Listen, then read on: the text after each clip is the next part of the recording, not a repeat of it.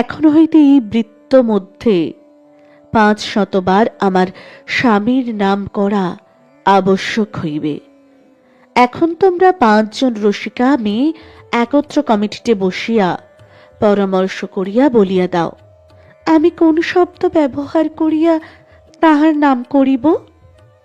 500 বার স্বামী স্বামী করিয়া কান চালাইয়া দিব, না জামাই বারিকের দৃষ্টান্তনুসারে স্বামীকে উপেন্দ্র বলিতে আরম্ভ করিব, না প্রাণনাথ, প্রাণকান্ত, প্রাণেশ্বর, প্রাণপতি এবং প্রাণাধিকের ছড়াছড়ি করিব। যিনি আমাদিগের সর্বাপেক্ষা প্রিয় সম্বোধনের পাত্র, যাহাকে পলকে পলকে ডাকিতে ইচ্ছা করে, তাহাকে যে কি বলিয়া ডাকিব এমন কথা পুরা দেশের ভাষায় নাই। আমার এক সখী দাস দাসীগণের অনুকরণ করিয়া স্বামীকে বাবু বলিয়া ডাকিত, কিন্তু শুধু বাবু বলিতে তাহার মিষ্ট লাগিল না। সে মন দুঃখে স্বামীকে শেষে বাবুরাম বলিয়া ডাকিতে আরম্ভ করিল। আমারও ইচ্ছা করিতেছে, আমি তাই করি। মাংসপাত্র ছুঁড়িয়া ফেলিয়া দিয়া মনে মনে স্থির করিলাম, যদি বিধাতা হারাধন মিলাইছে তবে ছাড়া হইবে না। বালিকার মতো লজ্জা করিয়া সব নষ্ট না করি, এই ভাবিয়া আমি এমত স্থানে দাঁড়াইলাম যে ভোজন স্থান হইতে বহির বাটিতে গমনকালে যে এদিক ওদিক চাহিতে চাহিতে যাইবে সে দেখিতে পাইবে। আমি মনে মনে বলিলাম যে যদি ইনি এদিক ওদিক চাহিতে চাহিতে না যান, তবে আমি 20 বৎসর বয়স পর্যন্ত পুরুষের চরিত্র কিছুই বুঝি নাই। তোমরা আমাকে মার্জনা করিও। আমি মাথার কাপড় বড় খাটো করিয়া দিয়া দাঁড়াইয়াছিলাম। এখন লিখিতে লজ্জা করিতেছে, কিন্তু তখন আমার কি দায় তাহা মনে করিয়া দেখো। অগ্রে অগ্রে রমণবাবু গেলেন। তিনি চারিদিক চাহিতে চাহিতে গেলেন, যেন খবর লইতেছেন কে কোথায় আছে। তারপর তাহার চক্ষু যেন চারিদিকে কাহার অনুসন্ধান করিতেছিল। আমি তাহার নয়ন পথে পড়িলাম, তাহার চক্ষু আমারই অনুসন্ধান করিতেছিল। তাহা বিলক্ষণ জানিতাম। তিনি আমার প্রতি চাহিবা মাত্র আমি ইচ্ছাপূর্বক কে কি বলিব বলিতে লজ্জা করিতেছে। সর্পের যেমন চক্রবিস্তার স্বভাব সিদ্ধ, কটাক্ষ আমাদিগের তাই। বাছাকে আপনার স্বামী বলিয়া জানিয়াছিলাম, তাহার উপর একটু অধিক করিয়া বিষ চালিয়া না দিব কেন? বোধ হয় প্রাণনাথ আহত হইয়া বাহিরে গেলেন। আমি তখন হারানির শরণাগত হইব মনে করিলাম। নিভৃতে ডাকিবা মাত্র সে হাসিতে হাসিতে আসিল। সে উচ্চ হাস্য করিয়া বলিল, পরিবেশনের সময় বামুন ঠাকুরনির নাকালটা দেখিয়াছিলে? উত্তরের অপেক্ষা না করিয়া সে আবার হাসির ফোয়ারা খুলিল। আমি বলিলাম, তা জানি, কিন্তু আমি তার জন্য তোকে ডাকি নাই। আমার জন্মের শোধ একবার উপকার কর।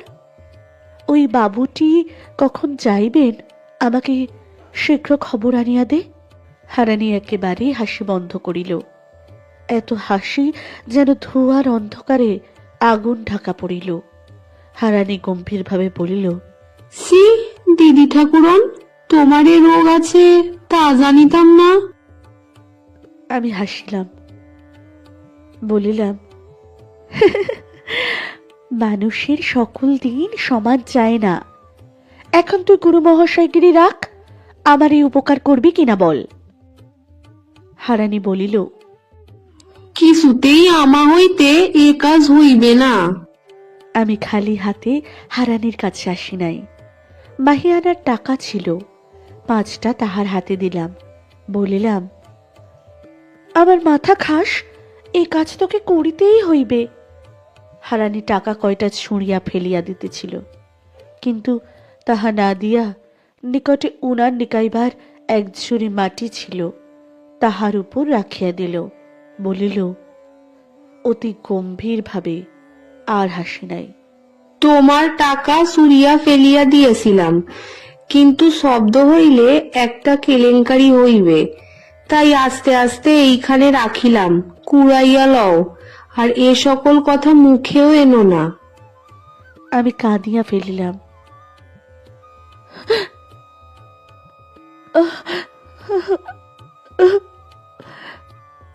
হারানি বিশ্বাসী, আর সকলে অবিশ্বাসী, আর কাহাকে ধরিব? আমার কান্নার প্রকৃত তাৎপর্য সে জানিত না, তথাপি তার দয়া হইল। সে বলিল, কাঁদো কেন? চেনা মানুষ নাই? আমি একবার মনে করিলাম হারানিকে সব খুলিয়া বলি, তারপর ভাবিলাম সে এত বিশ্বাস করিবে না, একটা বা গন্ডগোল করিবে। ভাবিয়া চিন্তিয়া স্থির করিলাম সুভাষিনী ভিন্ন আমার গতি নাই, সেই আমার বুদ্ধি, সেই আমার রক্ষাকারিণী। তাহাকে সব খুলিয়া বলিয়া পরামর্শ করি গিয়া হারানিকে বলিলাম, চেনা মানুষ বটে, বড় চেনা, সকল কথা শুনিলে তুই বিশ্বাস করিবি না, তাই তোকে সকল কথা ভাঙিয়া বলিলাম না। কিছু দোষ নাই, কিছু দোষ নাই বলিয়া একটু ভাবিলাম, আমারই পক্ষে কিছু দোষ নাই, কিন্তু হারানির পক্ষে দোষ আছে বটে, তবে তাকে কাদামাখাই কেন? তখন সে বাজিয়ে যাব মল মনে পড়িল। কুর্তকে মনকে বুঝাইলাম, যাহার দুর্দশা ঘটে সে উদ্ধারের অন্য কুর্তক অবলম্বন করে। আমি হারানিকে আবার বুঝাইলাম, কিছু দোষ নাই। তোমাকে কি তার সঙ্গে দেখা করিতে হইবে? হ্যাঁ। কখন? রাত্রে, সবাই ঘুমাইলে। একা? একা। আমার বাপের সাধ্য নহে। আর বউ ঠাকুরানী যদি হুকুম দেন? তুমি কি পাগল হয়েছ? তিনি কুলের কোলবধূ সতীলক্ষ্মী, তিনি কি এসব কাজে হাত দেন? যদি বারণ না করেন যাবি?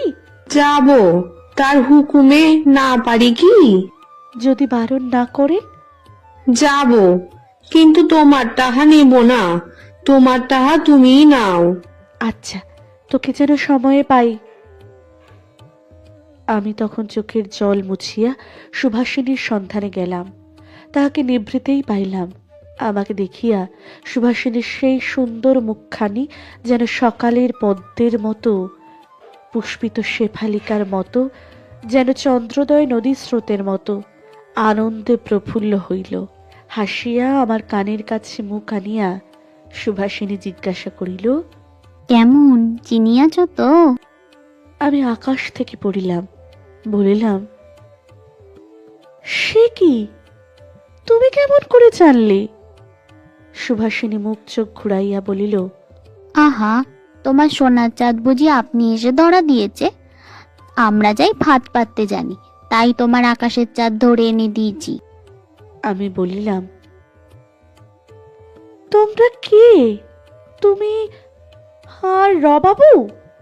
না তো আবার কি, তুমি তোমার স্বামী শ্বশুরের আর তাদের গায়ের নাম বলিয়া দিয়েছিলে, মনে আছে?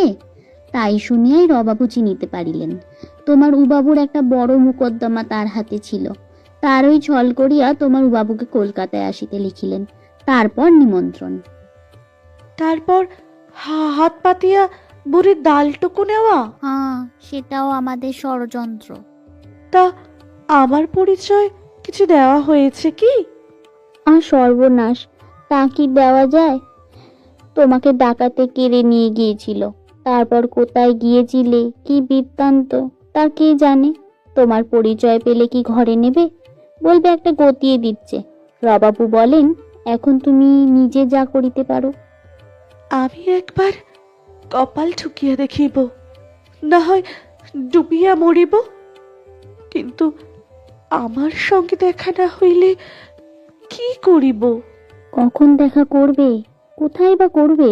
তোমরা যদি এত করিয়াছ, তবে এ বিষয়েও একটু সাহায্য করো। তার বাসায় গেলে দেখা হইবে না। কেই বা আমাকে নিয়ে যাবে, কেই বা দেখা করাইবে। এইখানেই দেখা করিতে হইবে। কখন? রাত্রে, সবাই শুইলে। অভিসারীকে? তা বই হার গতি কি? দোষই বা কি? স্বামী চেয়ে। না, দোষ নাই, কিন্তু তাহা হইলে তাকে রাত্রে আটকাইতে হয়। নিকটে তার বাসা, তা ঘটিবে কি? দেখি একবার রবাবুর সঙ্গে পরামর্শ করে। সুভাষিনী রমন বাবুকে ডাকাইল। তার সঙ্গে যে কথাবার্তা হইল তাহা আমাকে আসিয়া বলিল। রবাবু যাহা পারেন তাহা এই, তিনি এখন মোকদ্দমার কাগজপত্র দেখিবেন না, একটা ওজোর করিয়া রাখিবেন। কাগজ দেখিবার জন্য সন্ধ্যার পর সময় অবধারণ করিবেন। সন্ধ্যার পর তোমার স্বামী আসিলে কাগজপত্র দেখিবেন। কাগজপত্র দেখিতে দেখিতে একটু রাত্র করিবেন। রাত্র হইলে আহারের জন্য অনুরোধ করিবেন, কিন্তু তারপর তোমার বিদ্যায় যা থাকে তা করিও। রাত্রে থাকিতে আমরা কি বলিয়া অনুরোধ করিব? আমি বলিলাম, সে অনুরোধ তোমাদের করিতে হইবে না, আমি করিব। আমার অনুরোধ যাহাতে শুনেন তাহা করিয়া রাখিয়াছি। দুই একটা চাহনি ছুড়িয়া মারিয়াছিলাম, তিনি তাহা ফিরাইয়া দিয়াছেন। লোক ভালো নহেন। এখন আমার অনুরোধ তাহার কাছে পাঠাই কি প্রকারে? একচ্ছত্র লিখিয়া দিব, সেই কাগজটুকু কেহ তার কাছে দিয়ে এলেই হয়। কেন চাকরের হাতে পাঠাও না?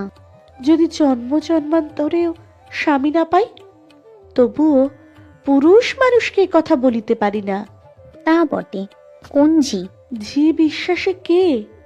একটা কোলমাল বাঁধাইবে, তখন সব খোয়াবো। করিনি বিশ্বাসী। হারানিকে বলিয়াছিলাম, বিশ্বাসে বলিয়া সে নারাজ। তবে তোমার একটু ইঙ্গিত পাইলে সে যাইতে পারে। কিন্তু তোমায় আমি ইঙ্গিত করিতে কি প্রকারে বলিতে পারি? মরি তো আমি একাই মরিব। পোড়া চোখে আবার জল আসিল। হরিণী আমার কথা কি বলিয়াছে? তুমি যদি বারণ না করো তবে সে যাইতে পারে। সন্ধ্যার পর তাকে এই কথার জন্য আসিতে বলিও। সন্ধ্যার পর স্বামী কাগজপত্র লইয়া রমনবাবুর কাছে আসিলেন। সংবাদ পাইয়া আমি আর একবার হারানির হাতে পায়ে ধরিলাম। হারানি সেই কথাই বলে। বৌদি যদি বারণ না করে তবে পারি, তবে জানিব এতে দোষ নাই। আমি বলিলাম, যাহা হয় কর, আমার বড় জ্বালা। এই ইঙ্গিত পাইয়া হারানি একটু হাসিতে হাসিতে সুভাষিনীর কাছে ছুটিল। আমি তাহার প্রতীক্ষা করিতে লাগিলাম। দেখিলাম যে সে হাসির ফোয়ারা খুলিয়া দিয়া আলু থালু কেশ বেশ সামলাইতে সামলাইতে হাঁপাইতে হাঁপাইতে ছুটি আসিল। আমি জিজ্ঞাসা করিলাম, কি গো, এত হাসি কেন? দিদি এমন জায়গায়ও মানুষকে পাঠায়, প্রাণটা দিয়াছিল আর কি। কেন গা? আমি জানি বৌদির ঘরে যাটা থাকে না, দরকার মতো যাটা লইয়া গিয়া আমার ঘর যাটাইয়া আসি, আর দেখি যে বৌদির হাতের কাছেই কে ঝাঁটা রাখিয়া আসিয়াছে। আমি যেমন গিয়া বলিলাম তা যাব কি, অমনি বৌদি সেই ঝাঁটা লইয়া আমাকে তাড়াইয়া মারিতে আসিল। ভাগ্যিস পলাইতে জানি, তাই পালাইয়া বাঁচিলেম, নইলে খেঙ্গোড়া খেয়ে প্রাণটা গিয়াছিল আর কি। তবু এক গা বুঝি পিঠে পড়িছে, দেখ দেখি দাগ হইছে কিনা। হারানি হাসিতে হাসিতে আমাকে পিঠ দেখাইল। মিছে কথা, দাগ ছিল না। তখন সে বলিল, এখন কি করিতে হবে বল, করে আসি। ঝাঁটা খেয়ে যাবি? যাটা মেরেছে, বারণ তো করেনি। আমি বলেছিলাম বারণ না করে তো যাব। ঝাঁটা কি বারণ না? হ্যাঁ দেখ দিদিমণি, বৌদি যখন যাটা তোলে তখন তার ঠোঁটের কোণে একটু হাসি দেখিলাম। তা কি করিতে হবে বল? আমি তখন এক টুকরো কাগজে লিখিলাম, আমি আপনাকে মনঃপ্রাণ সমর্পণ করিয়াছি। গ্রহণ করিবেন কি? যদি করেন তবে আজ রাত্রিতে এই বাড়িতে শয়ন করিবেন, ঘরের দ্বার যেন খোলা থাকে। সেই পাচিকা। পত্র লিখিয়া লজ্জায় ইচ্ছা করিতে লাগিল পুকুরের জলে ডুবিয়া থাকি, কি অন্ধকারে লুকাইয়া থাকি। তা কি করিব? বিধাতা যেমন ভাগ্য দিয়াছেন, আর কখনো কোনো কুলবতীর কপালে এমন দুর্দশা ঘটে নাই। কাগজটা মুড়িয়া সরিয়া হারানিকে দিলাম, বলিলাম, একটু সবুর। সুভাষিনীকে বলিলাম, একবার দাদাবাবুকে ডাকিয়া পাঠাও, যাহা হয় একটা কথা বলিয়া বিদায় দিও। সুভাষিনী তাই করিল। রমনবাবু উঠিয়া আসিলে হারানিকে বলিলাম, এখন যা। হারানি গেল। কিছু পরে কাগজটা ফেরত দিল। তার এক কোণে লেখা আছে, আচ্ছা। আমি তখন হারানিকে বলিলাম, যদি এত করিলি তবে আর একটু করিতে হইবে। দুপুর রাত্রে আমাকে তার শুইবার ঘরটা দেখাইয়া দিয়ে আসিতে হইবে। আচ্ছা, কোনো দোষ নাই তো? কিছু না, উনি 8 জন্মে আমার স্বামী ছিলেন। 8 জন্মে একই জন্ম, ঠিক বুঝিতে পারিতেছি না। আমি হাসিয়া বলিলাম, চুপ। হারানি হাসিয়া বলিল, যদি এ জন্মেও হন তবে আমি 500 টাকা বকশিস নিব, নইলে আমার জাটার গা ভালো হইবে না। আমি তখন সুভাষিনীর কাছে গিয়া এই সকল সংবাদ দিলাম। সুভাষিনী শাশুড়িকে বলিয়া আসিল, আজ কুমুদিনীর অসুখ হইয়াছে, সে রাঁধিতে পারিবে না, সোনার মাই রাধুক। সোনার মা রাঁধিতে গেলে সুভাষিনী আমাকে লইয়া গিয়া ঘরে কপাট দিল। আমি জিজ্ঞাসা করিলাম, এ কি, কয়েত কেন? তখন আমার মুখ পরিষ্কার করিয়া মুছাইয়া দিল, চুলে সুগন্ধ তৈল মাখাইয়া যত্নে খোঁপা বাঁধিয়া দিল, বলিল, এ খোপার 1000 টাকা মূল্য, সময় হইলে এ 1000 টাকা আমায় পাঠাইয়া দিস। তারপর আপনার একখানা পরিষ্কার রমণী মনোহর বস্ত্র লইয়া জোর করিয়া পড়াইতে লাগিল। সে যেরূপ টানাটানি করিল, বিবস্ত্রা হইবার ভয়ে আমি পড়িতে বাধ্য হইলাম। তারপর আপনার অলঙ্কার রাশি আনিয়া পড়াইতে আসিল। আমি বলিলাম, এ আমি কিছুতেই পড়িতে পারিব না। তার জন্য অনেক বিবাদ বচসা হইল। আমি কোনো মতেই পড়িলাম না দেখিয়া সে বলিল, তবে আর একটা সুট আনিয়াছি, তাই পর। এই বলিয়া সুভাষিনী একটা ফুলের জার্ডেনিয়র হইতে বাহির করিয়া মল্লিকা ফুলের অফুল্ল কোরকের বালা পরাইল। তাহার তাবিজ, তাহারে বাজু, গলায় তারই দোনোর মালা। তারপর একজোড়া নূতন সোনার ইয়াররিং বাহির করিয়া বলিল, এ আমি নিজের টাকায় প্রবাবুকে দিয়ে কিনিয়া আনাইয়েছি, তোমাকে দিবার জন্য। তুমি যেখানে যখন থাকো, এ পড়িলে আমাকে তুমি মনে করিবে। কি জানি ভাই, আজ বই তোমার সঙ্গে যদি দেখা না হয়, ভগবান তাই করুন। তাই তোমাকে আজ এই ইয়াররিং পরাইব, এতে আর না বলিও না। বলিতে বলিতে সুভাষিনী কাঁদিল। আমারও চক্ষে জল আসিল। আমি আর না বলিতে পারিলাম না। সুভাষিনী ইয়াররিং পরাইল। সাজসজ্জা শেষ হইলে সুভাষিনীর ছেলেকে ঝি দিয়া গেল। ছেলেটিকে কোলে লইয়া তাহার সঙ্গে গল্প করিলাম। সে একটু গল্প শুনিয়া ঘুমাইয়া পড়িল। তারপর মনে একটি দুঃখের কথা উদয় হইয়াছিল। তাও এই সুখের মাঝে সুভাষিনীকে না বলিয়া থাকিতে পারিলাম না। বলিলাম, আমি আহ্লাদিত হইয়াছি, কিন্তু মনে মনে তাহাকে একটু নিন্দা করিতেছি। আমি চিনিয়াছি যে তিনি আমার স্বামী, এই জন্য আমি যাহা করিতেছি তাহাতে আমার বিবেচনায় দোষ নাই। কিন্তু তিনি যে আমাকে চিনিতে পারিয়াছেন এমন কোনো মতেই সম্ভব না।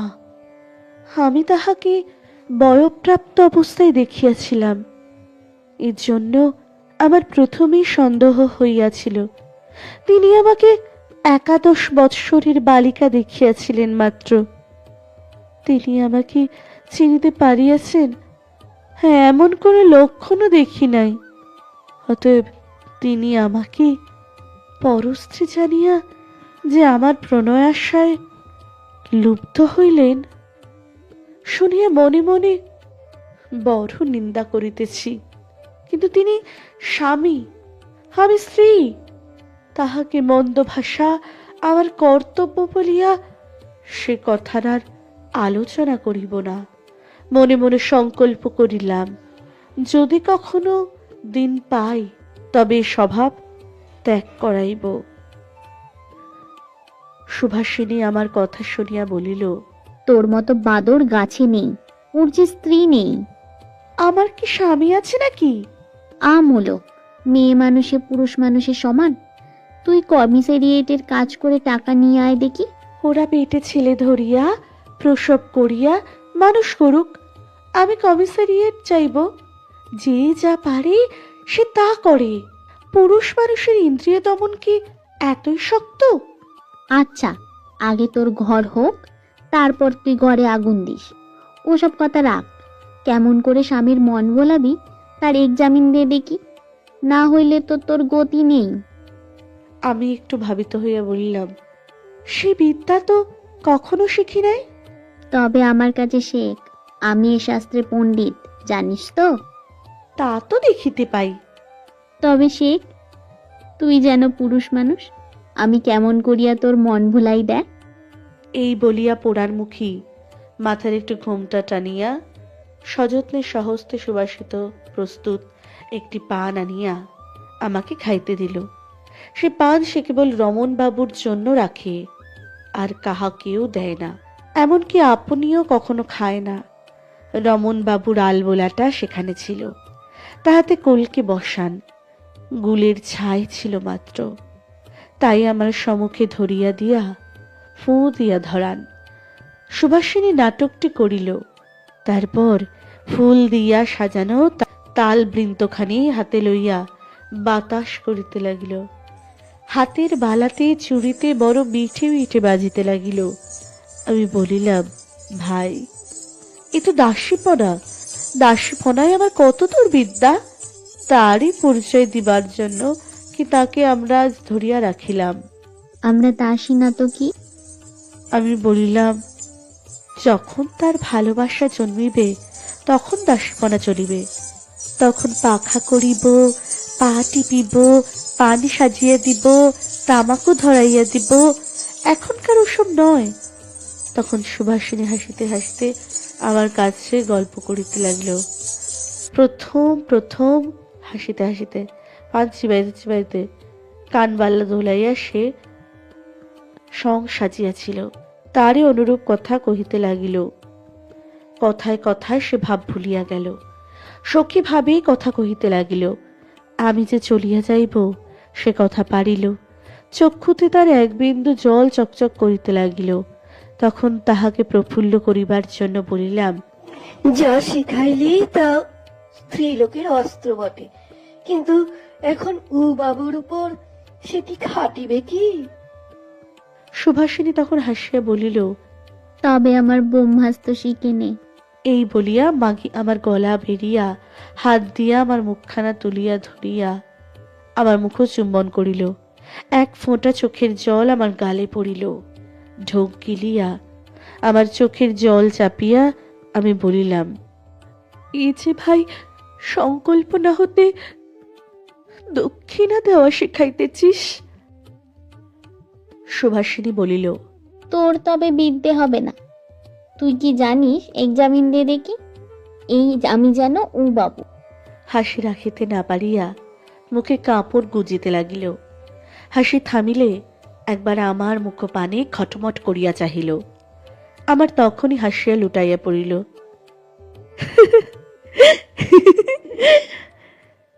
সে হাসি থামিলে বলিল, এক্সামিন দে। তখন যে বিদ্যার পরিচয় পাঠক পশ্চাৎ পাইবেন, সুভাষিনীকেও তাহার কিছু পরিচয় দিলাম। সুভাষিনী আমাকে সোফা হইতে ঠেলিয়া ফেলিয়া দিল, বলিল, দূর হ পাপিষ্টা, তুই আসতো কিউটে। কেন ভাই? ও হাসি চাহনিতে পুরুষ মানুষটিকে মরিয়া ভূত হয়। তবে এক্সামিন পাস? খুব পাস। কমিশরিয়েটের 169 পুরুষেও এমন হাসি চাওনি কখনো দেখে নাই। মিনসের মুন্ডুটা যদি ঘুরে যায় তা তো একটু বাদামের তেল দিস। আচ্ছা, এখন সারা শব্দে বুঝিতে পারিতেছি। বাবুদের খাওয়া হইয়া গেল, রমন বাবুর ঘরে আসিবার সময় হইল। আমি এখন বিদায় হই।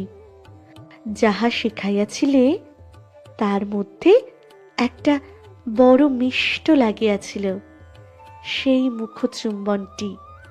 এসো আর একবার শিখি। তখন সুভাষিনী আমার গলা ধরিল, আমি তার গলা ধরিলাম। গাঢ় আলিঙ্গন পূর্বক পরস্পরে মুখচুম্বন করিয়া, গলা ধরাধরি করিয়া দুইজনে অনেকক্ষণ কাঁদিলাম। এমন ভালোবাসা কি আর হয়? সুভাষিনীর মতো আর কি কেহ ভালোবাসিতে জানে? মরিব, কিন্তু সুভাষিনীকে ভুলিব না।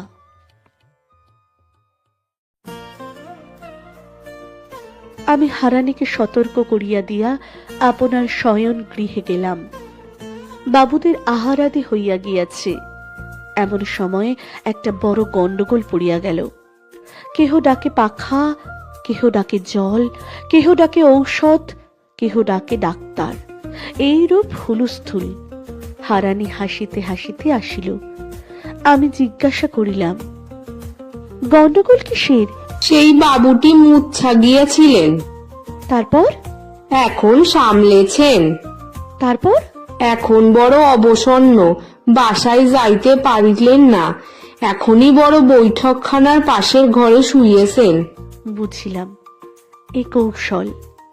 বলিলাম, আলো সব নিবিলে, সবাই শুইলে আসিবে। অসুখ যে গা। আমি বলিলাম, অসুখ না, তোর মুন্ড আর 500খানা বিবির মুন্ড, যদি দিন পাই। হারানি হাসিতে হাসিতে গেল।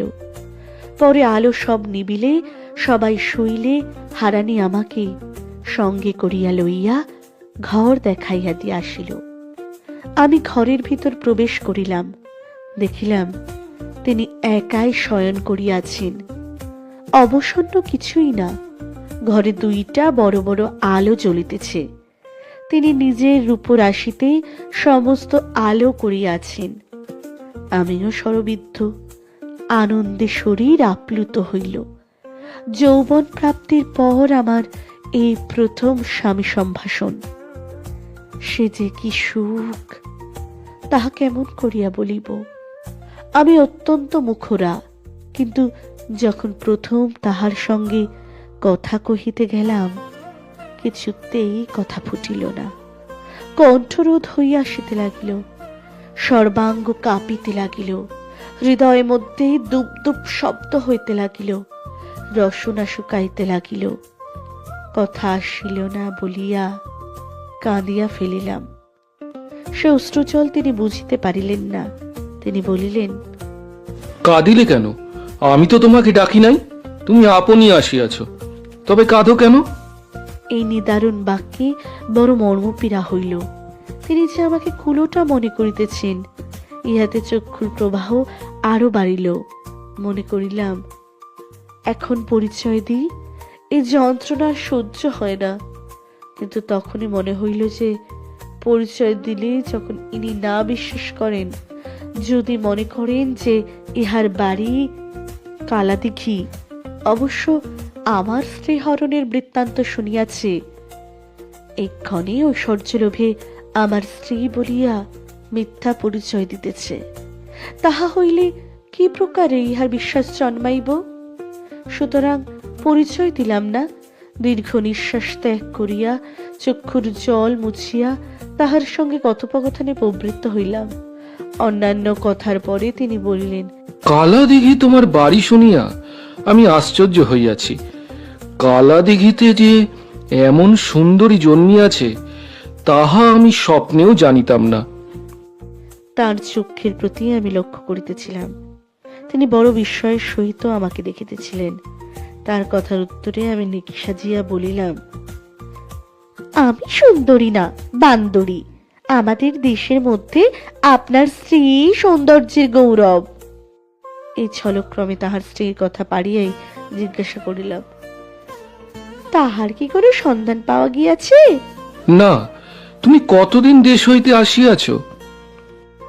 আমি বলিলাম, আমি যে সকল ব্যাপারের পরেই দেশ হইতে আসিয়াছি। তবে বোধ হয় আপনি আবার বিবাহ করিয়াছেন। না। বড় বড় কথায় উত্তর দিবার তাহার অবসর দেখিলাম না। আমি উপযাজিকা অভিসারিকা হইয়া আসিয়াছি, আমাকে আদর করিবারও তার অবসর নাই। তিনি সবিস্ময়ে আমার প্রতি চাহিয়া রহিলেন, একবার মাত্র বলিলেন, এমন রূপ তো মানুষের দেখি নাই। স্বপত্নী হয় নাই শুনিয়া বড় আহ্লাদ হইল। বলিলাম, আপনারা যেমন বড় লোক, এটি তেমনই বিবেচনার কাজ হইয়াছে। নহিলে যদি এরপর আপনার স্ত্রীকে পাওয়া যায়, তবে 203 ঠ্যাঙা ঠেঙি যাইবে। তিনি মৃদু হাসিয়া বলিলেন, সে ভয় নাই। সে স্ত্রীকে পাইলেও আমি আর গ্রহণ করিব এমন বোধ হয় না। তাহারা জাতি নাই বিবেচনা করিতে হইবে। আমার মাথায় বজ্রাঘাত হইল। এত আশা ভরসা সব নষ্ট হইল। তবে আমার পরিচয় পাইলে আমাকে আপন স্ত্রী বলিয়া চিনিলেও আমাকে গ্রহণ করিবেন না। আমার এবারকার নারী জন্ম বৃথা হইল। সাহস করিয়া জিজ্ঞাসা করিলাম, যদি এখন তাহার দেখা পান তবে কি করিবেন? তিনি অম্লান বদলে বলিলেন, তাকে ত্যাগ করিব। কি নির্দয়! আমি স্তম্ভিত হইয়া রহিলাম। পৃথিবী আমার চক্ষে ঘুরিতে লাগিল। সেই রাত্রিতে আমি স্বামী শয্যায় বসিয়া তাহার অনিন্দিত মোহন মূর্তি দেখিতে দেখিতে প্রতিজ্ঞা করিলাম, ইনি আমার স্ত্রী বলিয়া গ্রহণ করিবেন, নচেত আমি প্রাণত্যাগ করিব। তখন সে চিন্তিত ভাব আমার দূর হইল। ইতিপূর্বেই বুঝিতে পারিয়াছিলাম যে তিনি আমার বশীভূত হইয়াছেন। মনে মনে কহিলাম, যদি গণ্ডারের খড়গ প্রয়োগে পাপ না থাকে, যদি হস্তির দন্ত প্রয়োগে পাপ না থাকে, যদি ব্যাঘ্রের নখ ব্যবহারে পাপ না থাকে, যদি মহিষের শৃঙ্গাঘাতে পাপ না থাকে, তবে আমারও পাপ হইবে না। জগদীশ্বর আমাদিগকে যে সকল আয়ুধ দিয়াছেন, উভয়ের মঙ্গলার্থে তাহা প্রয়োগ করিব। যদি কখনো মল বাজিয়ে যেতে হয়, তবে সে এখন। আমি তাহার নিকট হইতে দূরে আসিয়া বসিলাম। তার সঙ্গে প্রফুল্ল হইয়া কথা কহিতে লাগিলাম। তিনি নিকটে আসিলেন। আমি তাহাকে কহিলাম, আমার নিকটে আসিবেন না? আপনার একটি ভ্রম জন্মিয়াছে, দেখিতেছি। হাসিতে হাসিতে আমি এই কথা বলিলাম এবং বলিতে বলিতে কবরী মোচন পূর্বক, সত্য কথা না বলিলে কে এই ইতিহাস বুঝিতে পারিবে? আবার বাঁধিতে বসিলাম। আপনার একটি ভ্রম জন্মিয়াছে, আমি কুলোটা নহি। আপনার নিকটে দেশের সংবাদ শুনিব বলিয়াই আসিয়াছি। অসৎ অভিপ্রায় কিছুই নাই। বোধহয় তিনি এই কথা বিশ্বাস করিলেন না, অগ্রসর হইয়া বসিলেন। আমি তখন হাসিতে হাসিতে বলিলাম, তুমি কথা শুনিলে না? তবে আমি চলিলাম, তোমার সঙ্গে এই সাক্ষাৎ। এই বলিয়া আমি যেমন করিয়া চাহিতে হয় তেমনি করিয়া চাহিতে চাহিতে আমার কুঞ্চিত মসৃণ সুবাসিত অলকদামের প্রান্তভাগ যেন অনবধানে তাহার গণ্ড স্পর্শ করাইয়া সন্ধ্যার বাতাসে বসন্তের লতার মতো একটু হেলিয়া গাত্রোত্থান করিলাম। আমি সত্য সত্যই গাত্রোত্থান করিলাম দেখিয়া তিনি ক্ষুণ্ণ হইলেন। আসিয়া আমার হাত ধরিলেন। মল্লিকা কোরকের বালার উপর তার হাত পড়িল। তিনি হাতখানা ধরিয়া রাখিয়া যেন বিস্মিতের মতো হাতের পানে চাহিয়া রহিলেন। আমি বলিলাম, দেখিতেছ কি? তিনি উত্তর করিলেন, এ কি ফুল? এ ফুল তো মানায় নাই। ফুলটার অপেক্ষা মানুষটা সুন্দর।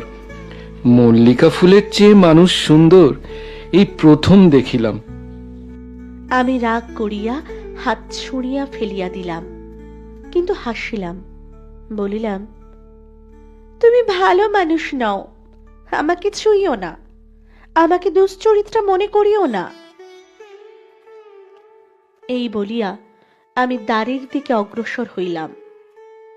স্বামী অদ্যাপি সে কথা মনে পড়িলে দুঃখ হয়।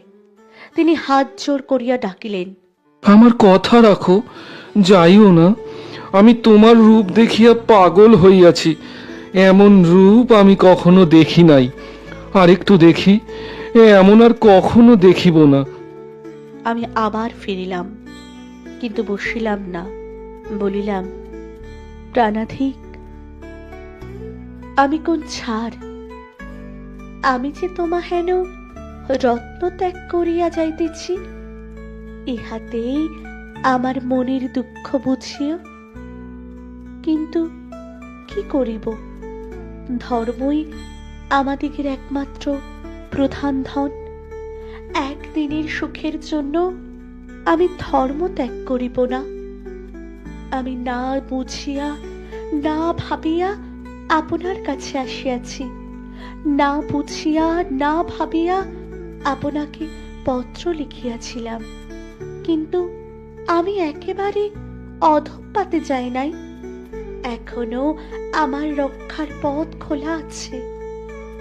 আমার ভাগ্য যে সে কথা এখন আমার মনে পড়িল। আমি চলিলাম। তিনি বলিলেন, তোমার ধর্ম তুমি জানো। আমায় এমন দশায় ফেলিয়াছ যে আমার আর ধর্মাধর্ম জ্ঞান নাই। আমি শপথ করিতেছি, তুমি চিরকাল আমার হৃদয়েশ্বরী হইয়া থাকিবে। একদিনের জন্য মনে করিও না। আমি হাসিয়া বলিলাম, পুরুষের শপথে বিশ্বাস নাই? এক মুহূর্তের সাক্ষাতে কি এত হয়? এই বলিয়া আবার চলিলাম। দ্বার পর্যন্ত আসিলাম। তখন আর ধৈর্যাবলম্বন করিতে না পারিয়া তিনি দুই হস্তে আমার দুই চরণ ধরিয়া পথরোধ করিলেন। বললেন, আমি যে এমন আর কখনো দেখি নাই। তাহার মর্মভেদী দীর্ঘ নিঃশ্বাস পড়িল। তাহার দশা দেখিয়া আমার দুঃখ হইল। বলিলাম, তবে তোমার বাসায় চলো, এখানে থাকিলে তুমি আমায় ত্যাগ করিয়া যাইবে। তিনি তৎক্ষণাৎ সম্মত হইলেন। তাহার বাসা সিমলায়, অল্প দূর। তার গাড়িও হাজির ছিল এবং দ্বারবানেরা নিদ্রিত। আমরা নিঃশব্দে দ্বার খুলিয়া গাড়িতে গিয়া উঠিলাম। তার বাসায় গিয়া দেখিলাম দুই মহল বাড়ি। একটি ঘরে আমি অগ্রে প্রবেশ করিলাম। প্রবেশ করিয়াই ভিতর হইতে দ্বার রুদ্ধ করিলাম। স্বামী বাহিরে পড়িয়া রহিলেন। তিনি বাহির হইতে কাতরোক্তি করিতে লাগিলেন। আমি হাসিতে হাসিতেই বলিলাম, আমি এখন তোমারই দাসী হইলাম। কিন্তু দেখি তোমার প্রণয়ের বেগকাল প্রাতঃকাল পর্যন্ত থাকে না থাকে। যদি কালও এমনই ভালোবাসা দেখিতে পাই, তখন তোমার সঙ্গে আবার আলাপ করিব। আজ এই পর্যন্ত। আমি দ্বার খুলিলাম না। অগত্যা তিনি অন্যত্র গিয়া বিশ্রাম করিলেন। জ্যৈষ্ঠ মাসের অসহ্য সন্তাপে দারুণ তৃষাপীড়িত রোগীকে স্বচ্ছ শীতল জলাশয় তীরে বসাইয়া দিয়া মুখ বাঁধিয়া দাও, যেন সে জলপান করিতে না পারে। বলো দেখি, তার জলে ভালোবাসা বাড়িবে কিনা? অনেক বেলা হইলে দ্বার খুলিলাম, দেখিলাম স্বামী দ্বারে আসিয়া দাঁড়াইয়াছেন। আমি আপনার করে তাহার কর গ্রহণ করিয়া বলিলাম, প্রাণনাথ, হয় আমাকে রামরাম দত্তের বাড়ি পাঠাইয়া দাও, নচেত অষ্টাহ আমার সঙ্গে আলাপ করিও না। এই অষ্টাহ তোমার পরীক্ষা। তিনি অষ্টাহ পরীক্ষা স্বীকার করিলেন। পুরুষকে দগ্ধ করিবার যে কোনো উপায় বিধাতা স্ত্রীলোককে দিয়াছেন। সেই সকল উপায় অবলম্বন করিয়া আমি অষ্টাহ স্বামীকে জ্বালাতন করিলাম। আমি স্ত্রীলোক, কেমন করিয়া মুখ ফুটিয়া সে সকল কথা বলিব? আমি যদি আগুন জ্বালিতে না জানিতাম, তবে গত রাত্রিতে এত জ্বলিত না। কিন্তু কি প্রকারে আগুন জ্বালিলাম, কি প্রকারে ফুৎকার দিলাম, কি প্রকারে স্বামীর হৃদয় দগ্ধ করিলাম, লজ্জায় তাহার কিছুই বলিতে পারি না। যদি আমার কোনো পাঠিকা নরহত্যার ব্রত গ্রহণ করিয়া থাকেন এবং সফল হইয়া থাকেন, তবে তিনিই বুঝিবেন। যদি কোনো পাঠক কখনো এইরূপ নরঘাতিনীর হস্তে পড়িয়া থাকেন, তিনিই বুঝিবেন। বলিতে কি স্ত্রীলোকই পৃথিবীর কণ্টক? আমাদের জাতি হইতে পৃথিবীর যত অনিষ্ট ঘটে, পুরুষ হইতে তত ঘটে না। সৌভাগ্য এই যে এই নরঘাতিনী বিদ্যা সকল স্ত্রীলোকে জানে না। তাহা হইলে এতদিনে পৃথিবী নির্মনুন্য হইত। এই অষ্টাহ আমি সর্বদা স্বামীর কাছে কাছে থাকিতাম, আদর করিয়া কথা কহিতাম, নিরস কথা একটি কহিতাম না। হাসি, চাহনি, অঙ্গভঙ্গি সে সকল তো ইতর স্ত্রীলোকের অস্ত্র। আমি প্রথম দিনে আদর করিয়া কথা কহিলাম, দ্বিতীয় দিনে অনুরাগ, তৃতীয় দিনে তাহার ঘরকন্যার কাজ করিতে আরম্ভ করিলাম, যাহাতে তাহার আহারের পারিপাট্য, শয়নের পারিপাট্য, স্নানের পারিপাট্য হয়। সর্বাংশে যাহাতে ভালো থাকেন তাহাই করিতে আরম্ভ করিলাম। সহস্তে পাক করিতাম, খড়িকাঠি পর্যন্ত স্বয়ং প্রস্তুত করিয়া রাখিতাম। তার এতটুকু অসুখ দেখিলে সমস্ত রাত্রি জাগিয়া সেবা করিতাম। এখন যুক্ত করে আপনাদের নিকট নিবেদন যে, আপনারা না মনে করেন যে এই সকলই কৃত্রিম? ইন্দিরার মনে এতটুকু গর্ব আছে যে কেবল ভরণ পোষণের লোভে অথবা স্বামীর ধনে ধনেশ্বরী হইব এই লোভে সে এই সকল করিতে পারে না।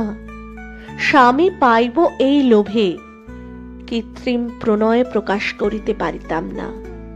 ইন্দ্রের ইন্দ্রাণী হইব এমন লোভেও পারিতাম না।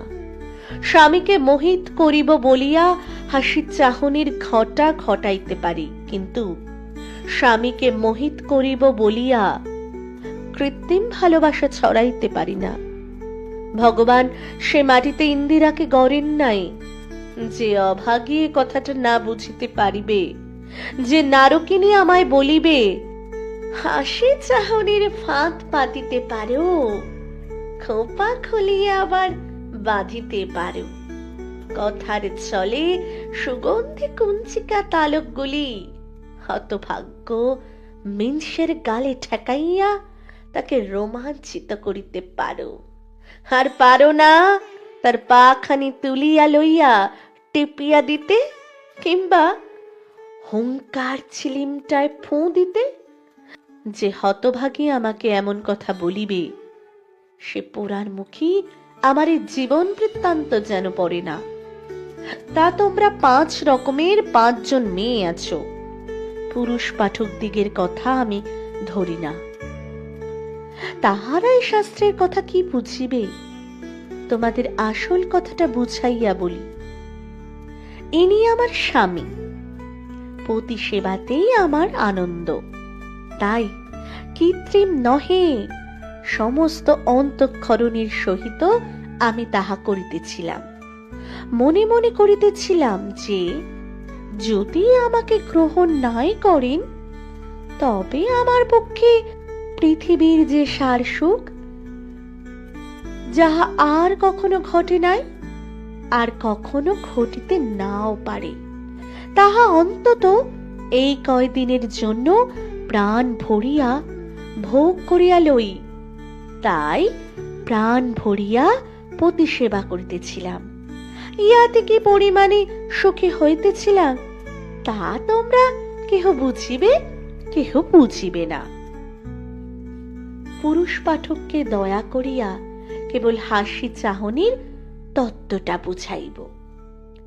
যে বুদ্ধি কেবল কালেজের পরীক্ষা দিলেই সীমা প্রান্তে পৌঁছে ও কালদিতে 10 টাকা আনিতে পারিলেই বিশ্ববিজয়িনী প্রতিভা বলিয়া স্বীকৃত হয়, যাহার অভাবে রাজদ্বারে সম্মানিত, সে বুদ্ধির ভিতর প্রতিভক্তি তত্ত্ব প্রবেশ করানো যাইতে পারে না। যাহারা বলে বিধবার বিবাহ দাও, ধীরে মেয়ে নহিলে বিবাহ দিও না, মেয়েকে পুরুষ মানুষের মতো নানা শাস্ত্রে পণ্ডিত করো, তাহারা প্রতিভক্তি তত্ত্ব বুঝিবে কি? তবে হাসি চাহনির তত্ত্বটা যে দয়া করিয়া বুঝাইব বলিয়াছি, তার কারণ সেটা বড় মোটা কথা। যেমন মাহুত অঙ্কুশের দ্বারা হাতিকে বশ করে, কোচমান ঘোড়াকে চাবুকের দ্বারা বশ করে, রাখাল গরুকে পাঁচন বাড়ির দ্বারা বশ করে, ইংরেজ যেমন চোখ রাঙাইয়া বাবুর দল বশ করে, আমরা তেমনি হাসি চাহনিতে তোমাদের বশ করি। আমাদিগের প্রতিভক্তি আমাদের গুণ, আমাদিগকে যে হাসি চাহনির কদর্য কলঙ্কে কলঙ্কিত হইতে হয়, সে তোমাদের দোষে। তোমরা বলিবে এ অত্যন্ত অহংকারের কথা, তা বটে। আমরাও মাটির কলসি ফুলের ঘায়ে ফাটিয়া যাই। আমার এই অহংকারের ফল হাতে হাতে পাইতেছিলাম। যে ঠাকুরটির অঙ্গ নাই অথচ ধনুর্বাণ আছে, মা বাপ নাই অথচ স্ত্রী আছে, ফুলের বাণ অথচ তাহাতে পর্বত বিদীর্ণ হয়, সেই দেবতা স্ত্রীজাতির গর্ব খর্বকারী। আমি আপনার হাসি চাহনির ফাঁদে পরকে ধরিতে গিয়া পরকেও বলিলাম, আপনিও ধরা পড়িলাম। আগুন ছড়াইতে গিয়া পরকেও পুরাইলাম, আপনিও পুরিলাম। হোলির দিনে আবির খেলার মতো পরকে রাঙা করিতে গিয়া আপনি অনুরাগে রাজা হইয়া গেলাম। আমি খুন করিতে গিয়া আপনি ফাঁসি গেলাম। বলিয়াছি তাহার রূপ মনোহর রূপ, তাতে আবার জানিয়াছি যারে রূপ রাশি তিনি আমারই সামগ্রী। তাহারে সোহাগে আমি সোহাগিনী, রূপসী তাহারে রূপে। তারপর এই আগুনের ছড়াছড়ি। আমি হাসিতে জানি হাসির কি উত্তর নাই, আমি চাহিতে জানি চাহনির কি পাল্টা চাহনি নাই। আমার অধরুষ্ট দূর হইতে চুম্বনাকাঙ্ক্ষায় ফুলিয়া থাকে, ফুলের কুঁড়ি পাপড়ি খুলিয়া ফুটিয়া থাকে, তাহার প্রফুল্ল রক্ত পুষ্পতুল্য কোমল। অধরুষ্ট কি তেমনি করিয়া ফুটিয়া উঠিয়া পাপড়ি খুলিয়া আমার দিকে ফিরিতে জানে না? আমি যদি তার হাসিতে, তার চাহনিতে, তার চুম্বনাকাঙ্ক্ষায় এতটুকু ইন্দ্রিয়াকাঙ্ক্ষার লক্ষণ দেখিতাম, তবে আমি জয়ী হইতাম, তাহা নহে। সে হাসি, সে চাহনি, সে অধরষ্ট বিস্ফুরণে কেবল স্নেহ, অপরিমিত ভালোবাসা।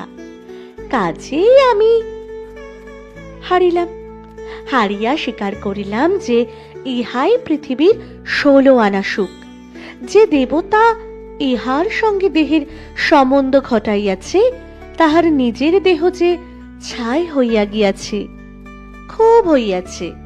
পরীক্ষার কাল পূর্ণ হইয়া আসিল, কিন্তু আমি তাহার ভালোবাসার এমনই অধীর হইয়া পড়িয়াছিলাম, যে মনে মনে স্থির করিয়াছিলাম যে পরীক্ষার কাল অতীত হইলে তিনি আমাকে মারিয়া তাড়াইয়া দিলেও যাইব না।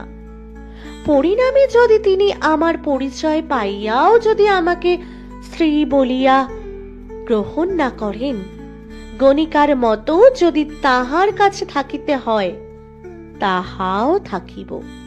স্বামীকে পাইলে লোকলজ্জাকে ভয় করিব না, কিন্তু যদি কপালে তাও না ঘটে, এই ভয়ে অবসর পাইলেই কাঁদিতে বসিতাম। কিন্তু ইহাও বুঝিয়াছিলাম যে প্রাণনাথের পক্ষচ্ছেদ হইয়াছে, আর উড়িবার শক্তি নাই। তাহার অনুরাগ নলে অপরিমিত ঘৃতাহুতি পড়িতেছিল। তিনি এখন অনন্য কর্মা হইয়া কেবল আমার মুখপানে চাহিয়া থাকিতেন। আমি গৃহকর্ম করিতাম, তিনি বালকের মতো আমার সঙ্গে সঙ্গে বেড়াইতেন। তাহার চিত্তের দুর্দমনীয় বেগ প্রতিপদে দেখিতে পাইতাম, অথচ আমার ইঙ্গিত মাত্রে স্থির হইতেন।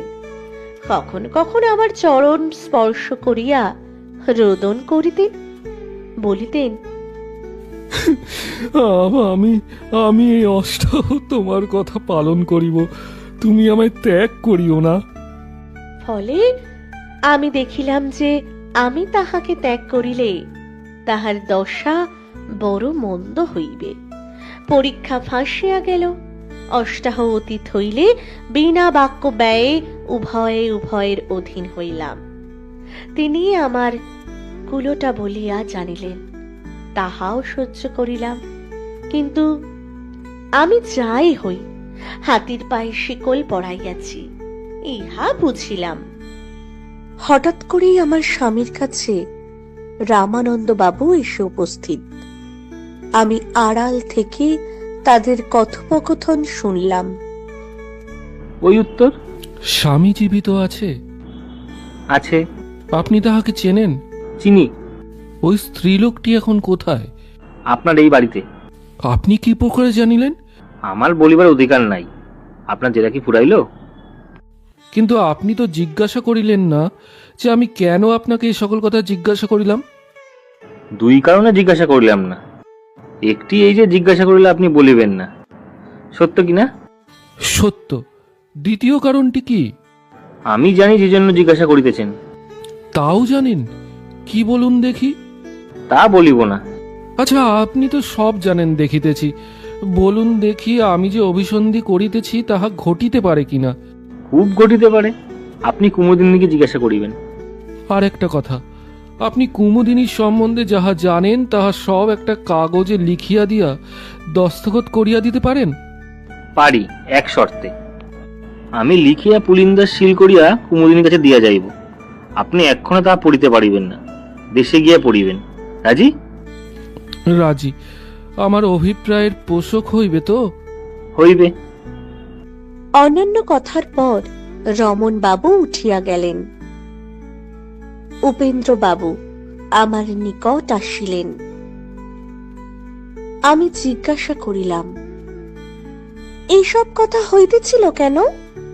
তিনি বলিলেন, সব শুনিয়াছ নাকি? হ্যাঁ, শুনিয়াছি। ভাবিতেছিলাম আমি তো তোমায় খুন করিয়া ফাঁসি নিয়াছি, ফাঁসির পর আর তদারক কেন? এখনকার আইনে তা হইতে পারে। সেদিন দিবারাত্রি আমার স্বামী অন্য মনে ভাবিতে লাগিলেন। আমার সঙ্গে বড় কথাবার্তা কহিলেন না। আমাকে দেখিলেই আমার মুখপানে চাহিয়া থাকিতেন। তাহার অপেক্ষা আমার চিন্তার বিষয় বেশি। কিন্তু তাহাকে চিন্তিত দেখিয়া আমার প্রাণের ভিতর বড় যন্ত্রণা হইতে লাগিল। আমি আপনার দুঃখ চাপিয়া রাখিয়া তাহাকে প্রফুল্ল করিবার চেষ্টা করিতে লাগিলাম। নানা প্রকার গঠনের ফুলের মালা, ফুলের তোড়া, ফুলের জিনিসপত্র গড়িয়া উপহার দিলাম। পানগুলা নানা রকমের সাজিলাম, নানা রকমের সুখাদ্য প্রস্তুত করিলাম। আপনি কাঁদিতেছি, তবু নানা রসের রসভরা গল্পের অবতারণা করিলাম। আমার স্বামী বিষয়ী লোক, সর্বাপেক্ষা বিষয়কর্ম ভালোবাসেন। তাহা বিচার করিয়া বিষয়কর্মের কথা পারিলাম। আমি হরমোহন দত্তের কন্যা, বিষয়কর্ম না বুঝিতাম এমন নহে। কিছুতেই কিছু হইল না। আমার কান্নার ওপর আরো কান্না বাড়িল। পরদিন প্রাতে স্নানান্নিকের পর জলযোগ করিয়া তিনি আমাকে নিকটে বসাইয়া বলিলেন, বোধ করি যা জিজ্ঞাসা করিব সকল কথার প্রকৃত উত্তর দিবে। তখন রমণবাবুকে জেরা করার কথাটা মনে পড়িল। বলিলাম, যাহা বলিব সত্যই বলিব, কিন্তু সকল কথার উত্তর না দিতে পারি। তিনি জিজ্ঞাসা করিলেন, তোমার স্বামী জীবিত আছেন শুনিলাম, তার নাম ধাম প্রকাশ করিবে? এখন না, দিন কত যাক। তিনি এখন কোথায় আছেন বলিবে? এই কলিকাতায়। তুমি কলিকাতায়, তোমার স্বামী কলিকাতায়, তবে তুমি তার কাছে থাকো না কেন? তার সঙ্গে আমার পরিচয় নাই। স্ত্রী পুরুষের পরিচয় নাই? এ তো বড় আশ্চর্য কথা। সকলের কি থাকে, তোমার কি আছে? সে তো কতগুলো দুর্দৈবে ঘটিয়াছে। দুর্বৈব সর্বত্র আছে। যাক, তিনি ভবিষ্যতে তোমার উপর কোনো দাবি দেওয়া করিবার সম্ভাবনা আছে কি? সে আমার হাত। আমি যদি তার কাছে আত্মপরিচয় দিই তবে কি হয় বলা যায় না। তবে তোমাকে সকল কথা ভাঙিয়া বলি, তুমি খুব বুদ্ধিমতী, তাহা বুঝিয়াছি। তুমি কি পরামর্শ দাও শুনি। বলো দেখি। আমাকে বাড়ি যাইতে হইবে। বুঝিলাম। বাড়ি গেলে শীঘ্র ফিরিতে পারিব না। তাও শুনিতেছি। তোমাকে ফেলিয়া যাইতেও পারিব না, তাহলে মরিয়া যাইব। প্রাণ আমার কণ্ঠাগত। তবু আমি একরাশি হাসি হাসিয়া বলিলাম, পোড়া কপাল, ভাত ছড়াইলে কাকের অভাব কি? কোকিলের দুঃখ কাকে যায় না। আমি তোমাকে লইয়াই যাইব। কোথায় রাখিবে? কি পরিচয়ে রাখিবে? একটা ভারী জুয়াচুরি করিব, তাই কাল সমস্ত দিন ভাবিয়াছি, তোমার সঙ্গে কথা কহি নাই। বলিবে যে এই ইন্দিরা রামরাম দত্তের বাড়িতে খুঁজিয়া পাইয়াছি। সর্বনাশ! তুমি কে? স্বামী মহাশয় নিষ্পন্দ হইয়া দুই চক্ষের তারা তার উপরের দিকে তুলিয়া আমার মুখপানে চাহিয়া রইলেন। আমি জিজ্ঞাসা করিলাম, কেন, কি হইয়াছে? ইন্দিরা নাম জানিলে কি প্রকারে, আর আমার মনের গুপ্ত অভিপ্রায় বা জানিলে কি প্রকারে? তুমি মানুষ না, না কোনো মায়াবিনী? সে পরিচয় পশ্চাৎ দিব। এখন আমি তোমাকে পাল্টা জেরা করিব। স্বরূপ উত্তর দাও। বলো। সেদিন তুমি আমাকে বলিয়াছিলে যে তোমার স্ত্রীকে পাওয়া গেলেও তুমি গ্রহণ করিবে না, কেন না তাহাকে ডাকাতে কাড়িয়া লইয়া গিয়াছে। তোমার জাতি যাইবে। আমাকে ইন্দিরা বলিয়া ঘরে লইয়া গেলে সে ভয় নাই কেন? সে ভয় নাই, খুবই আছে। তবে তাহাতে আমার প্রাণের দায় ছিল না। এখন আমার প্রাণ যায়। জাতি বড় না প্রাণ বড়, সেটাও তেমন বিষম সংকট নয়। ইন্দিরা যে জাতিভ্রষ্ট হইয়াছিল এমন কথা কেহ বলে না।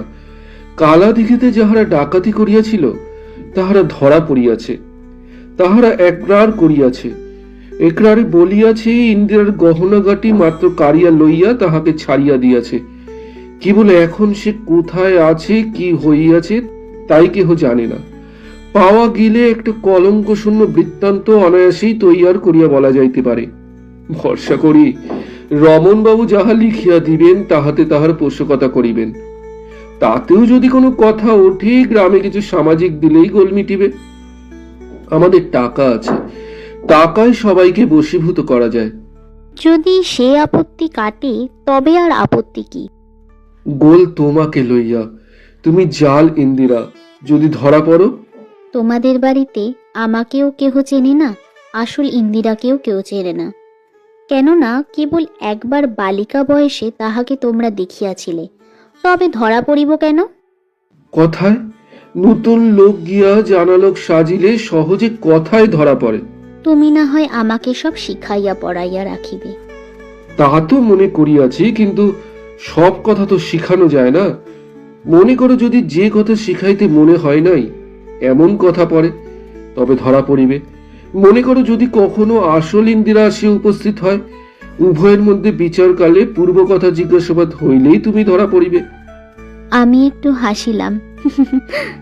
এমন অবস্থায় হাসিটা আপনি আসে, কিন্তু এখন আমার প্রকৃত পরিচয় দিবার সময় আসে নাই। আমি হাসিয়া বলিলাম, আমায় কেহ ঠকাইতে পারে না। তুমি এইমাত্র আমায় জিজ্ঞাসা করিতেছিলে যে আমি মানুষই কি মায়াবিনী। আমি মানুষই নহি। আমি কি তাহা পরে বলিব। এখন ইহাই বলিব যে আমাকে কেউ ঠকাইতে পারে না। স্বামী মহাশয় স্তম্ভিত হইলেন। তিনি বুদ্ধিমান কর্মঠ লোক, না হলে এত অল্প দিনে এত টাকা রোজগার করিতে পারিতেন না। মানুষটা বাইরে একটু নিরস, কাট কাট রকম, পাঠক তাহা বুঝিয়া থাকিবেন, কিন্তু ভিতরে বড় মধুর, বড় কোমল, বড় স্নেহশীল।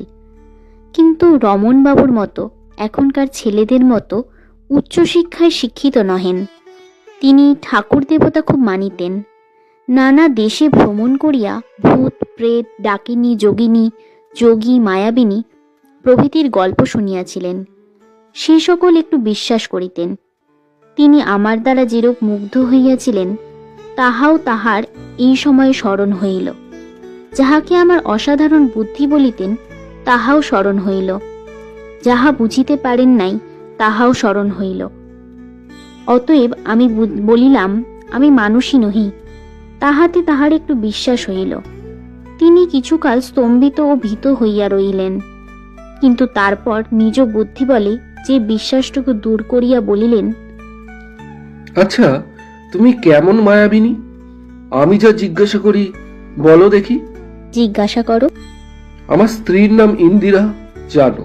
তার বাপের নাম কি? হরমোহন দত্ত। তার বাড়ি কোথায়? মহেশপুর। তুমি কে?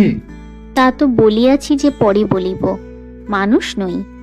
তুমি বলিয়াছিলে তোমার বাপের বাড়ি কালাদিঘি। কালাদিঘির লোক এই সকল জানিলে জানিতে পারে। এইবার বলো, হরমোহন দত্তের বাড়ির সদর দরওয়াজা কোন মুখ? দক্ষিণ মুখ, একটা বড় ফাটকে, দুই পাশে দুইটা সিংহী। তার কয় ছেলে? এক। নাম কি? বসন্ত কুমার। তার কয় ভগিনী? আপনার বিবাহের সময় দুইটি ছিল। নাম কি? ইন্দিরা আর কামিনী। তার বাড়ির নিকট কোনো পুকুর আছে? আছে, নাম দেবী দিঘি। তাতে খুব পদ্ম ফোটে। হ্যাঁ, তা তো দেখিয়াছিলাম। তুমি কখন মহেশপুর ছিলে? তার বিচিত্র কি তাই এত জানো? আর গোটা কত কথা বলো দেখি। ইন্দিরার বিবাহের সম্প্রদান কোথায় হয়? পূজার দালানের উত্তর পশ্চিম কোণে। কে সম্প্রদান করে? ইন্দিরার খুড়া কৃষ্ণমোহন দত্ত। স্ত্রী আচারকালে একজন আমার বড় জোরে কান মুলিয়া দিয়েছিল। তার নাম আমার মনে আছে, বলো দেখি তার নাম। বিন্দু ঠাকুরানী। বড় বড় চোখ, রাঙা রাঙা ঠোঁট, নাকে ফাঁদি নদ। ঠিক, বোধহয় তুমি বিবাহের দিন উপস্থিত ছিলে। তাদের কুটুম্ব নয় তো? কুটুম্বের মেয়ে, চাকরানী কি রাধুনির মেয়ের জানা সম্ভব নয় এমন দু একটা কথা জিজ্ঞাসা করো না। ইন্দিরার বিবাহ কবে হইয়াছিল? সালে বৈশাখ মাসের 27 তারিখে শুক্লপক্ষের ত্রয়োদশীতে। আমায় অভয় দাও, আমি আর দুইটা কথা জিজ্ঞাসা করিব। অভয় দিতেছি, বলো। বাসর ঘরে সকলে উঠিয়া গেলে আমি ইন্দিরাকে নির্জনে একটি কথা বলিয়াছিলাম। সে তাহার উত্তর দিয়াছিল। কি কথা সে, বলো দেখি। বলিতে আমার একটু বিলম্ব হইল, কারণ সে কথাটা মনে করিতে আমার চক্ষে জল আসিতেছিল। আমি তাহা সামলাইতেছিলাম। তিনি বলিলেন, এইবার বোধহয় ঠকিলে, বাঁচিলাম, তুমি মায়াবিনী নয়।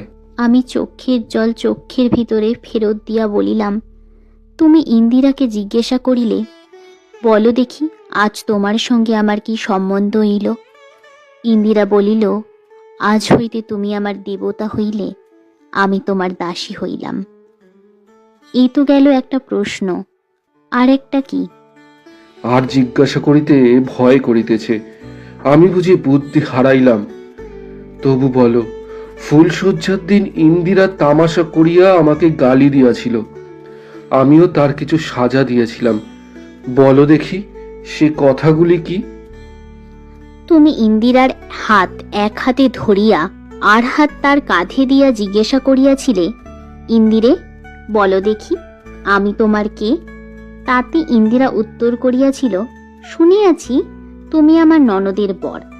তুমি দণ্ডস্বরূপ তার গালে একটা টোনা মারিয়া তাকে একটু অপ্রতিভ দেখিয়া পরিশেষে মুখচুম্বন করিয়াছিলে।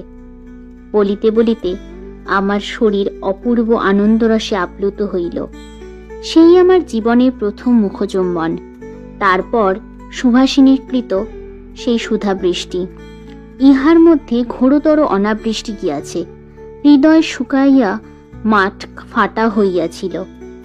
এই কথা ভাবিতেছিলাম, দেখিলাম স্বামী ধীরে ধীরে বালিশের উপর মাথা রাখিয়া চক্ষু বুঝিলেন। আমি বলিলাম, আর কিছু জিজ্ঞাসা করিবে? না, হয় তুমি স্বয়ং ইন্দিরা, নয় কোনো মায়াবিনী। দেখিলাম এক্ষণে অনায়াসে আত্মপরিচয় দিতে পারি। আমার স্বামীর নিজ মুখ হইতে আমার পরিচয় ব্যক্ত হইয়াছে, কিন্তু কিছুমাত্র সন্দেহ থাকিতে আমি পরিচয় দিব না স্থির করিয়াছিলাম। তাই বলিলাম, এখন আত্মপরিচয় দিব। কামরূপে আমার অধিষ্ঠান। আমি আদ্যাশক্তির মহামন্দিরে তাহার পার্শ্বে থাকি। লোকে আমাদিগকে ডাকিনী বলে, কিন্তু আমরা ডাকিনী নই, আমরা বিদ্যাধরী। আমি মহামায়ার নিকট কোন অপরাধ করিয়াছিলাম, সেই জন্য অভিসম্পাদগ্রস্ত হইয়া এই মানবী রূপ ধারণ করিয়াছি।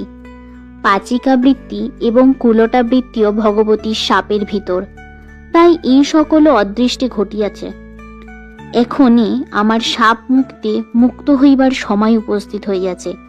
আমি জন্মদাতাকে স্তবে প্রসন্ন করিলে তিনি আজ্ঞা করিয়াছেন যে মহাভৈরবী দর্শন করিবা মাত্র আমি মুক্তি লাভ করিব।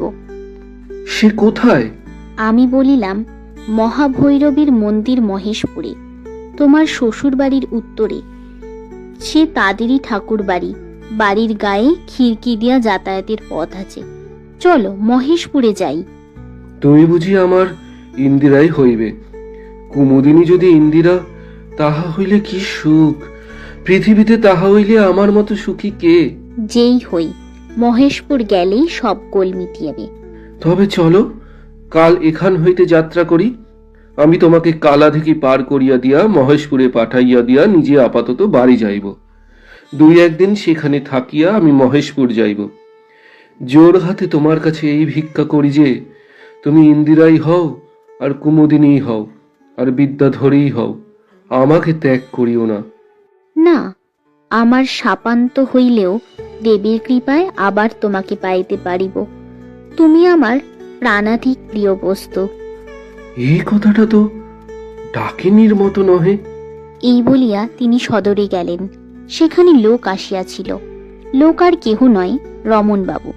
রমণবাবু আমার স্বামীর সঙ্গে অন্তঃপুরে আসিয়া আমাকে সিল করা পুলিন্দা দিয়া গেলেন। আমার স্বামীকে সে সম্বন্ধে যে উপদেশ দিয়াছিলেন, আমাকেও সেই উপদেশ দিলেন। শেষ বলিলেন, সুভাষিনীকে কি বলিব? বলিবেন, কাল আমি মহেশপুর যাইব। গেলেই আমি সাপ হইতে মুক্ত হইব। স্বামী বলিলেন, আপনাদের এসব জানা আছে নাকি? চতুর রমণবাবু বলিলেন, আমি সব জানি না, কিন্তু আমার স্ত্রী সুভাষিনী সব জানেন। বাহিরে আসিয়া স্বামী মহাশয় রমেনবাবুকে জিজ্ঞাসা করিলেন, আপনি ডাকিনী যোগিনী বিদ্যাধরী প্রতি বিশ্বাস করেন? রমণবাবু রহস্যখানা কতক বুঝিয়াছিলেন। বলিলেন, করি। সুভাষিনী বলেন কুমুদিনী সাব্যস্ত বিদ্যাধরী। কুমুদিনী কি ইন্দিরা? আপনার স্ত্রীকে ভালো করিয়া জিজ্ঞাসা করিবেন তো। রমণবাবু আর দাঁড়াইলেন না, হাসিতে হাসিতে চলিয়া গেলেন।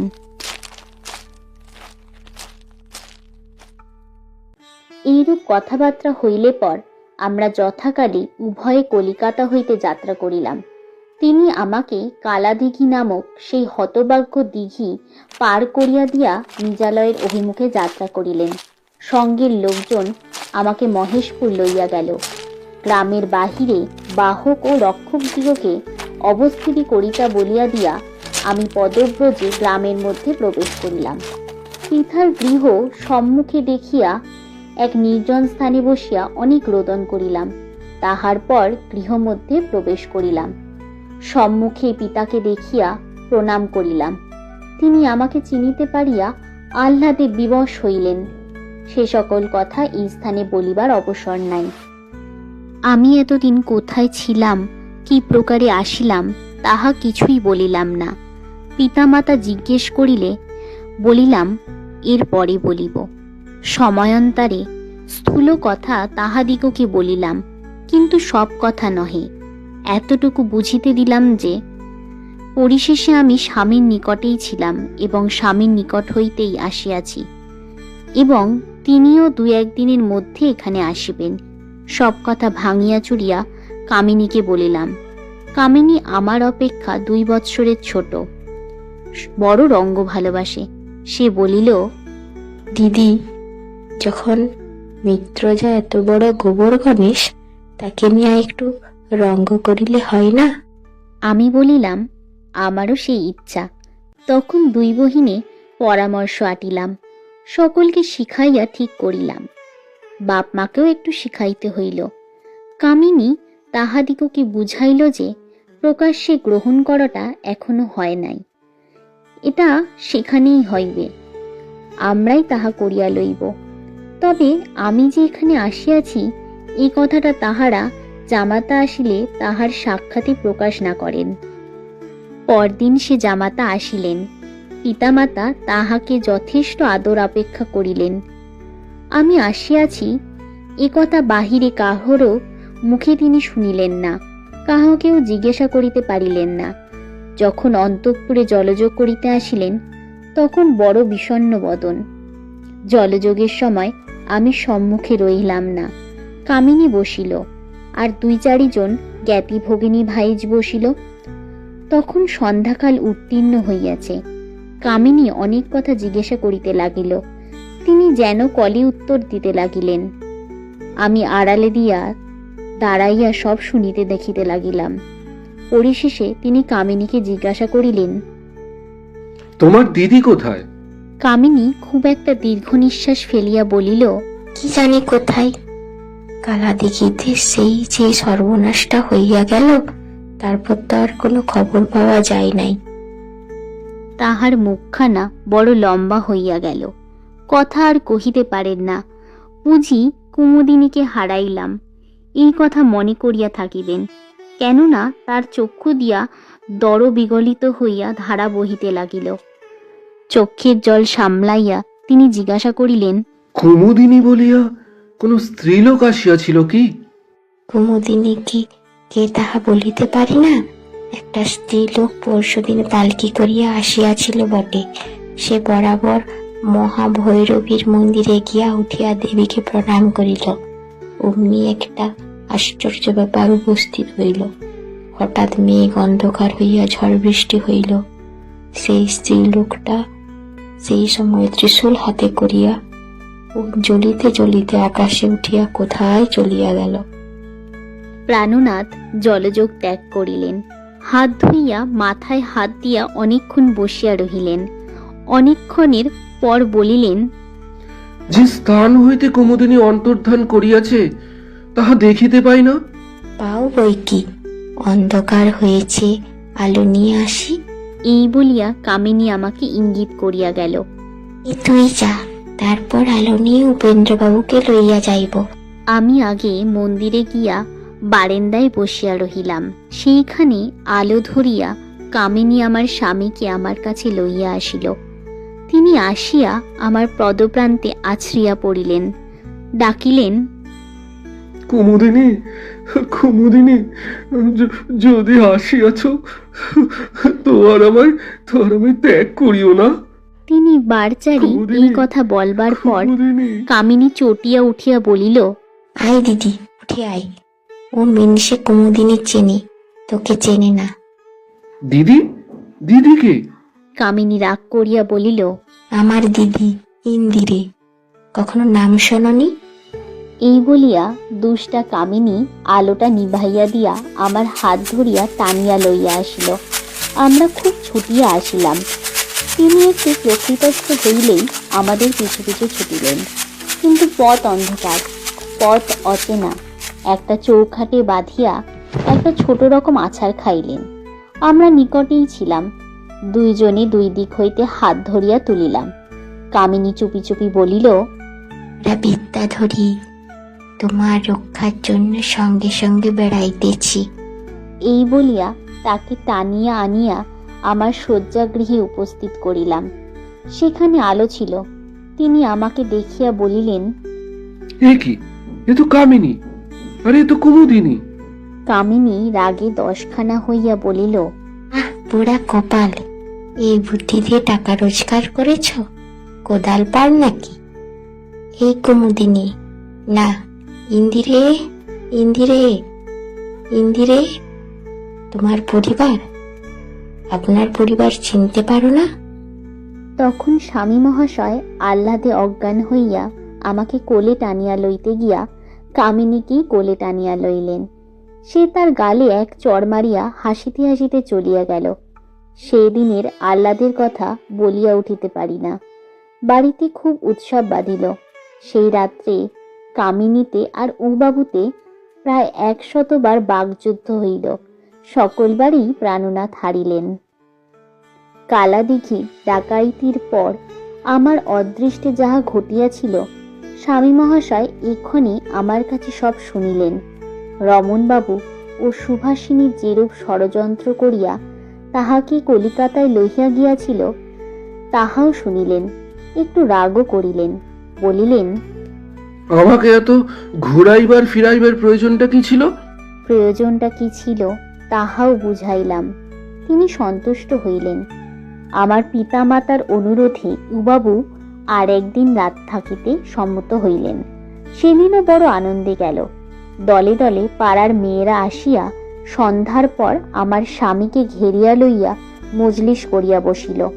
সেই প্রকাণ্ড পুরীর একটা কোণের ঘরে মেয়েদের মজলিস হইল। কত মেয়ে আসিল তার সংখ্যা নাই। কত বড় বড় পটল চেরা ভ্রমর তারা চোখ সারি বাঁধিয়া স্বচ্ছ সরোবরে সফরীর মতো খেলিতে লাগিল। কত কালো কালো কুণ্ডলি করা ফনা ধরা অলকারাশি বর্ষাকালে বনের লতার মতো ঘুরিয়া ঘুরিয়া ফুলিয়া ফুলিয়া দুলিয়া উঠিতে লাগিল, যেন কালীয় দমনের কালনাগিনীর দল বিত্তস্ত হইয়া যমুনার জলে ঘুরিতে ফিরিতেছে। কত কান, কানবালা, চৌদান, মাকড়ি, ঝুমকা, ইয়ারিং, দুল মেঘমধ্যে বিদ্যুতের মতো, কত মেঘের মতো চুলের রাশির ভিতর হইতে খেলিতে লাগিল। কত রাঙা ঠোঁটের ভিতর হইতে, কত মুক্তা পংক্তির মতো দন্তশ্রেণীতে, কত সুগন্ধি তাম্বুল চর্বণে কত রকম অধরলীলার তরঙ্গ উঠিতে লাগিল। কত প্রৌঢ়ার ফাদিনদের ফাঁদে কন্দর্প ঠাকুর ধরা পড়িয়া তীরন্দাজিতে জবাব দিয়া নিষ্কৃতি পাইলেন। কত অলঙ্কারা শিশোভিত সুগোল বাহুর উৎক্ষেপ নিক্ষেপে বায়ু সন্তারিত পুষ্পিত লতাপূর্ণ উদ্যানের মতো সেই কক্ষ একটা অলৌকিক চঞ্চল শোভায় শোভিত হতে লাগিল। রুনু রুনু ঝুনু ঝুনু সিঞ্জিতে ভ্রমর গুঞ্জন অনুকৃত হইতে লাগিল। কত চিকে চিকচিক হাড়ে বাহার চন্দ্রহারে চন্দ্রের হার, মলের ঝলমল চরণ টলমল। কত বেনারসি, বালুচরি, মির্জাপুরি, ঢাকাই, শান্তিপুরে, সিমলা, ফরাসডাঙ্গা, চেলি, গরজ, সুতা, রঙ্গ করা, রঙ্গ ভরা, দূরে ফুরফুরে ঝুরঝুরে বাদুরে, তাতে কারো ঘোমটা, কারো হাত ঘোমটা, কারো আধ ঘোমটা, কারো কেবল করবী প্রান্তে মাত্র বসন সংস্পর্শ, কারো তাহাতেও ভুল। আমার প্রাণনাথ অনেক গোড়ার পল্টন ফতেহ করিয়া ঘরে টাকা লইয়া আসিয়াছেন। অনেক কর্নেল জার্নেলের বুদ্ধিভ্রংশ করিয়া লাভের অংশ ঘরে লইয়া আসিয়াছেন। কিন্তু এই সুন্দরীর পল্টন দেখিয়া তিনি বিশুল্ক বিত্রস্ত। তোপের আগুনের স্থানে নয়নবহ্নি স্ফূর্তি কামানের কালকরাল কুণ্ডলীকৃত ধূমপুঞ্জের পরিবর্তে এই কালকরাল কুণ্ডলীকৃত কমনীয় কেশকাদম্বিনী বেওনেটের থনটনির পরিবর্তে এই অলঙ্কারের রুনুঝুনি জয়ঢাকের বাদ্যের পরিবর্তে আলতা পরা পায়ে মলের ঝমঝমি যে পুরুষ চিরিওয়ালাকে দেখেছে সেও হতাশ। এই ঘোর রণক্ষেত্রে তাহাকে রক্ষা করিবার জন্য আমি আমার দ্বার দেশে দেখতে পাইয়া ইঙ্গিতে ডাকিলেন, কিন্তু আমি শিখ ও সেনাপতির মতো বিশ্বাসঘাতকতা করিলাম। এ রণে তাহার সাহায্য করিলাম না। আমি পরদিন স্বামীর সঙ্গে শিবিকারোহণে শ্বশুরবাড়ি গেলাম। স্বামীর সঙ্গে যাইতেছি সে একটা সুখ বটে, কিন্তু সেবার যে যাইতেছিলাম সে আরেক প্রকারের সুখ। যাহা কখন পাই নাই তাই পাইবার আশায় যাইতেছিলাম। এখন যাহা পাইয়াছিলাম তাই আঁচলে বাঁধিয়া লইয়া যাইতেছিলাম। একটা কবির কাব্য, অপরটা ধনীর ধন। ধনীর ধন কবির কাব্যের সমান কি? যাহারা ধনোপার্জন করিয়া বুড়া হইয়াছে, কাব্য হারাইছে, তাহারাও এ কথা বলে না। তাহারা বলে, ফুল যতক্ষণ গাছে ফুটে ততক্ষণই সুন্দর, তুলিলে আর তেমন সুন্দর থাকে না। স্বপ্ন যেমন সুখের, স্বপ্নের সফলতা কি তত সুখের হয়? আকাশ যখন বস্তুত নীল নয়, আমরা নীল দেখি মাত্র, ধন তেমনি। ধন সুখের নয়, আমরা সুখের বলিয়া মনে করি। কাব্যই সুখ, কেননা কাব্য আশা, ধন ভোগ মাত্র। তাও সকলের কপালে নয়। অনেক ধনী লোক কেবল ধনাগারের প্রহরী মাত্র। আমার একজন কুটুম্ব বলেন, ট্রেজুরি গার্ড। তবে সুখে সুখেই শ্বশুরবাড়ি চলিলাম। সেখানে এবার নির্বিঘ্নে পৌঁছাইলাম। স্বামী মহাশয় মাতা পিতার সমীপে সমস্ত কথা সবিশেষে নিবেদন করিলেন। রমণবাবুর পুলিন্দা খোলা হইল। তাহার কথার সঙ্গে আমার সকল কথাই মিলিল। আমার শ্বশুর শাশুড়ি সন্তুষ্ট হইলেন। সমাজের লোকেও সবিশেষ বৃত্তান্ত জানিতে পারিয়া কোনো কথা তুলিল না। আমি সকল ঘটনা বিবৃত করিয়া সুভাষিনীকে পত্র লিখিলাম। সুভাষিনীর জন্য সর্বদা আমার প্রাণ কাঁদিত। আমার স্বামী আমার অনুরোধে রমণবাবুর নিকট হারিণীর জন্য 500 টাকা পাঠাইয়া দিলেন। শীঘ্রই সুভাষিনীর উত্তর পাইলাম। উত্তর আনন্দ পরিপূর্ণ। সুভাষিনী রবাবুর হস্তাক্ষরে পত্র লিখিয়াছিল, কিন্তু কথাগুলা সুভাষিনীর নিজের। তাহা কথার রকমই বুঝা গেল। সে সকলেরই সংবাদ লিখিয়াছিল। 2-1টা সংবাদ উদ্ধৃত করিতেছি। সে লিখিতেছে, হারিণী প্রথমে কিছুতেই টাকা লইবে না, বলে আমার লোভ বাড়িয়া যাইবে। এটা যেন ভালো কাজই করিয়াছিলাম, কিন্তু এরকম কাজ তো মন্দই হয়। আমি যদি লোভে পড়িয়া মন্দেই রাজি হই। আমি পোড়ার মুখে কি বোঝাইলাম যে আমার ঝাঁটা না খাইলে কি তুই এই কাজ করিতিস? সবার বেলায় কি তুই আমার ঝাঁটা খেতে পাবি? শুধু মন্দ কাজের বেলায় কি আমি তোকে অমন শুধু মুখে ঝাঁটা খাওয়াইবো? দুটো গালাগালিও খাবি নাকি? ভালো কাজ করেছিলি, বকশিস নে। এইরূপ অনেক বুঝান পড়ান্তে সে টাকা নিয়েছে। এখন নানা রকম ব্রত নিয়ম করবার ফর্দ করিতেছে। যতদিন না তোমার এই সংবাদ পাওয়া গিয়েছিল ততদিন সে আর হাসে নাই, কিন্তু এখন তার হাসির জ্বালায় বাড়ির লোক অস্থির হইয়াছে। পাচিকা ব্রাহ্মণ ঠাকুরানীর সংবাদ সুভাষিনী এইরূপ লিখিল, যে অবধি তুমি তোমার স্বামীর সঙ্গে গোপনে চলিয়া গিয়াছ, সে অবধি বুড়ি বড় আস্পলান করিত। বলিত, আমি বরাবর জানি সে মানুষ ভালো নয়, তার রকম সকম ভালো নয়। কতবার বলেছি যে এমন কুচরিত্র মানুষ তোমরা রেখো না। তা কাঙালের কথা কে গ্রাহ্য করে? সবাই কুমুদিনী কুমুদিনী করে অজ্ঞান। এমনই আরো কথা।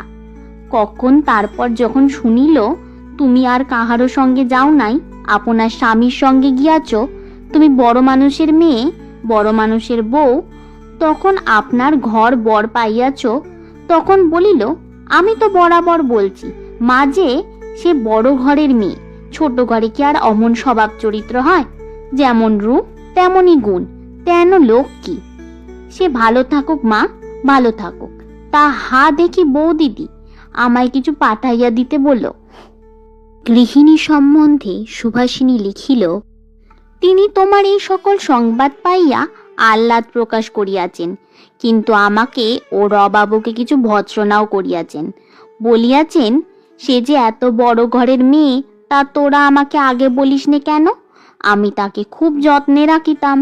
আর তোমার স্বামীরও কিছু নিন্দা করিয়াছেন, বলিয়াছেন হোক তার পরিবার, আমার অমন রাঁধুনিটা নিয়ে যাওয়া তার কিছু ভালো হয় নাই।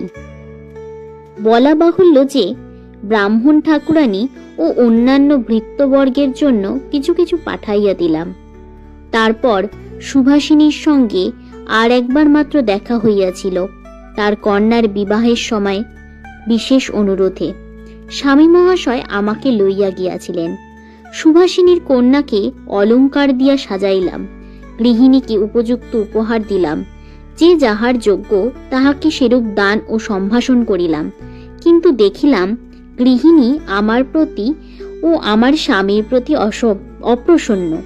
তার ছেলের ভালো খাওয়া হয় না কথাটা আমায় অনেকবার শোনাইলেন। আমিও রমণবাবুকে কিছু রাধিয়া খাওয়াইলাম, কিন্তু আর কখন গেলাম না, রাধিবার ভয়ে নয়, গৃহিণীর মনোদুঃখের ভয়ে। গৃহিণীও রামরাম দত্ত অনেকদিন হল স্বর্গারোহণ করিয়াছেন, কিন্তু আর যাওয়া ঘটে নাই। আমি সুভাষিনীকে ভুলি নাই, ইহজন্মে ভুলিব না। সুভাষিনীর মতো এ সংসারে আর কিছু দেখিলাম না।